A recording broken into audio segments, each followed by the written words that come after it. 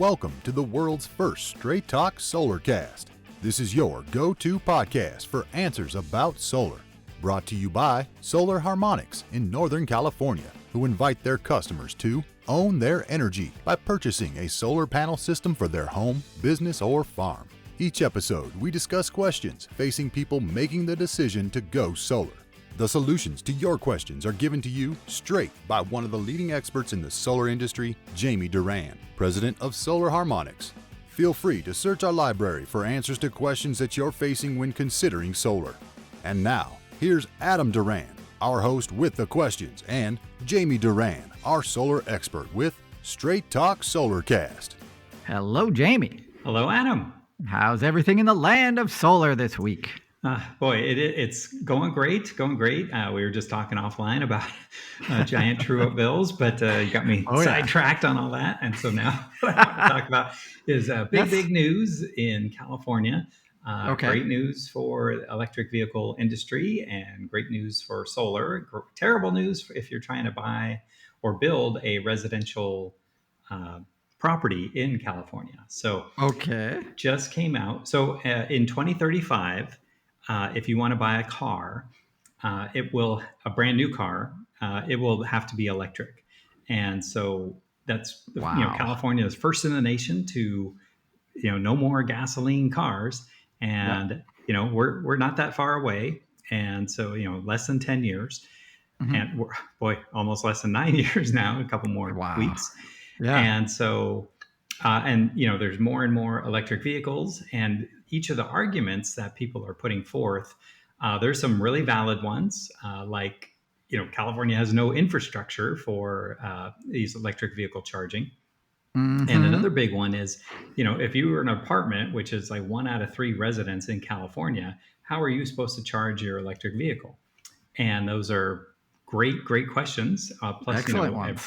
Every, right now, if you have a gasoline car, there's probably a gas station within a mile of where you're sitting. And so you have a lot of choice on where you can refuel your car. But if you have an electric vehicle, you're pretty limited if you don't have a Tesla. And even if you do have a Tesla, it's not as easy to refill a car if you have an electric vehicle. So if you have a single family home, it's pretty easy. You have a electric vehicle outlet, a level 2 220 volt outlet installed in the garage. And then essentially you can plug in. Won't go too far off topic, but right now many fire departments and fire codes are starting to outlaw our storage batteries, like a Powerwall 3. They don't want them installed in the garage. You can park your electric vehicle in the garage, no problem. Same battery. Wait, what? Yeah. What's going on? All right. So if you have a battery that we're installing with solar, putting them in the garage is really recommended by the manufacturers because it keeps it out of the sun and keeps it in good shape. It's fine to be installed outside, but not in direct sun. And so sometimes that's the only place we can put it. And so, there's things we can do to install it in the garage. But like I said, you can park your several electric vehicles in one garage and no trouble, no problem with the fire department. So, so it's this is all leading up to beginning in 2026, California is going to require electric vehicle charging for all new residential units. And so what that means, a few years ago, we had a new rule that went in that said, if you're building a new home, you have to put solar on it. Don't know how much solar, don't have any, minimums, maximums, but most people who bought a new home that had pre-existing solar on it were, woohoo, I have solar. And they're not solar experts. And they ran their air conditioning nonstop and charged up electric and, got giant true-up bills. And they didn't look inward. They went to the builder and jumped up and down, and the builders were jumping up and down that they had to install this. But now it makes perfect sense if most cars in California will be electric, they need to have a place to charge up. And so that solves the first one, or, not quite solves, but if you're building an apartment building. Uh-oh. Yeah. if you're building an apartment building, you have to have EV charging at every single parking space. What? Yep. Yeah. What? So how infrastructure alone? What? Yeah. So that is jaw dropping. Wow. Yeah, jaw dropping. Now, it's not saying that the apartment owners can't charge for that power. So right now, if you drive your Tesla over to the supercharger and you plug it in and charge it up, let's say 100 miles, how much would you expect to pay for that 100 miles of charge? Like $20 or $25 or something like that. Yep. Yeah. And so it'll kind of be the same, that the rates will, this is kind of a big moneymaker for apartment owners, because if they charge, they offer EV charging to an apartment dweller, and they say, oh, well, we have EV charging and you can charge it every day and it's $20 a day or whatever it is, by the kilowatt hour. Now the apartment owner can recover the cost of the EV charging. And what's going to be difficult is the maintenance or service, because if somebody's electric vehicle is not getting charged, they're pretty frantic because they need to get it charged so they get where they want to go. And then so there's going to be a need for massive EV charging stations that are fast charge, not the level 2 charge, but it's going to be a really any condominium, any apartment, it's just, I don't know how you do it in like downtown San Francisco, for example. If there's apartments there, and many of them don't have parking available, you just have to find a parking garage. I guess it's just like right now, if you have an EV and you live in the city, you got to find a solution. And but I do know plenty of people who live in condos and apartments right now that have electric vehicles, and they just take their car to Target and they sit there for half an hour and charge it up, and then they're good to go after that. So I'm sure it'll get figured out. But it is very interesting, because obviously if the apartment owner has to put in, let's say, 500 EV charge stations and make every single one of their spots electric, and then they are able to charge for it, the electrical infrastructure, like you mentioned, is big. But if they can put in solar, now, if people are charging at night, that's going to make it troublesome for the grid, because if you would need a battery the size of the apartment building to store enough power. So from the solar to charge up everyone's electric vehicle. So it definitely would be pulling from the grid. But daytime charging, if they could charge less for daytime charging than nighttime charging, then it could still make a lot of sense. But a lot of things to be worked out as we proceed. But 2026, as we will see, is going to, 2025 will fly right by. And so if you do have you're building a apartment or you're building a new home, you have to keep this in mind, that you'll have to have at least one EV charger in the house, or available in every parking spot, which is just amazing. So this is pretty new, just came out. I just saw it today or yesterday, and so it's very interesting about who's gonna pay for it, how it's gonna get paid for, and is it going to make a lot of sense? And I think it will make a lot of sense, but very, very, always very interesting, very exciting in this world of what's happening in solar and electric vehicle charging, and then what is the plan? And a lot of time, I just happened to talk with a county supervisor. They're taking all of the county's buses, the whole AC transit system, to electric buses.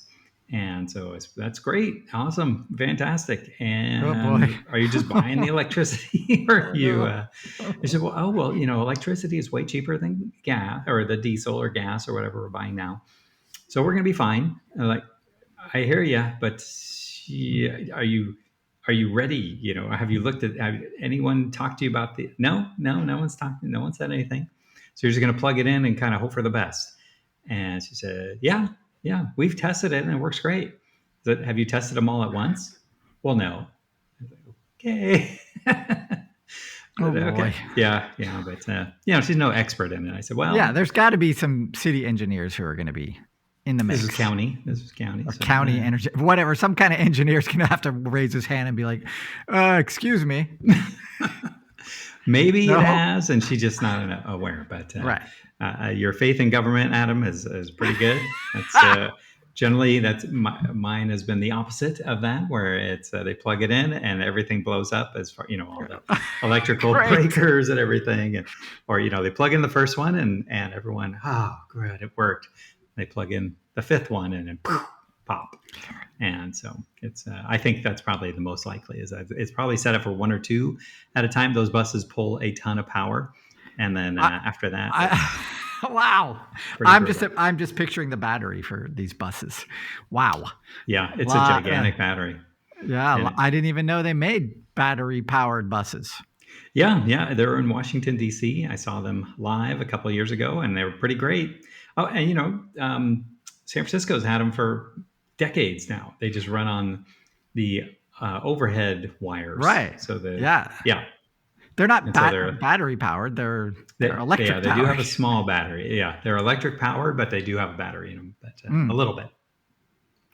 Because those things often pop off the grid. Yeah. But yeah, very interesting, and more and more pushing California to fully electric. And I do expect the next announcement is going to be, if you're building a new home, anything, that it's got to be electric heat pump and adios to the furnaces. And so we definitely have enough room on most people's homes for solar for the electric vehicle, at least one. But now once we go full electric, and I'm talking air conditioning, furnace, electric car, electric water heater, electric stove, we'll see if they ever get that approved, but it's pretty minimal. No one will have enough power or enough space on their roof for the amount of solar that they're going to need. So, we're still a few years away from that, but not too far. It's coming soon. And a lot of people are getting heat pumps now, and they're realizing, oh my God, that's a lot of it's a lot of electricity. So I wonder why PG&E stock keeps on climbing. That's very. It is. It's fascinating. They did just get a $15 billion loan for more storage and battery storage and things like that. So we'll see how it goes. That's weird. Yeah, that's weird. No, makes you scratch your head and say, "Is everyone working together?" It'll be fascinating. Always fascinating. Always something happening. I think you're going to have to get into windmills. Oh boy. Not just solar. It's not, you can't count on it. When is it ever windy? You can count on solar because in general, it's pretty sunny here, at least here in California. And so not always that windy out here anyway, but yep. Wow. That is amazing. Okay. Glad you like this one. All right. We're going to wrap it up there. Thank you for taking another few minutes out of your week to learn about solar. Jamie's been doing this podcast for years and years and years, so it has become a major free resource to homeowners and business owners alike throughout the country. California, like Jamie always says, is the tip of the spear as far as solar is concerned. So thank you for taking the time and giving us a listen. If you'd be so kind as to give us a 5-star review wherever you got this podcast, that would be amazing. Totally in debt. If you want to go and check out a library of our past episodes, go to solarharmonics.com, click on the podcast link at the top of the page, and you'll be taken to that library. If you have a question for Jamie for an upcoming episode, you can go to our Facebook page, Straight Talk Solarcast, and send us a message through there. Finally, if you have a friend who's considering going solar or building an apartment building, this would be an excellent podcast to refer them to, because it will save them or make them thousands upon thousands of dollars over the life of their system. What better friend is that? We always ask, and I don't know. Until next time, everyone. See you. That's all for now. Thank you for listening to this episode of Straight Talk Solarcast with solar expert Jamie Duran. Join us each week for more answers to your solar questions. Speaking of questions, got some? Email us at solarcast@solarharmonics.com, and we'll be sure to give you an answer in an upcoming episode. This episode of Straight Talk Solarcast is brought to you by Solar Harmonics, the leading solar energy developer in Northern California, who invite you to own your energy.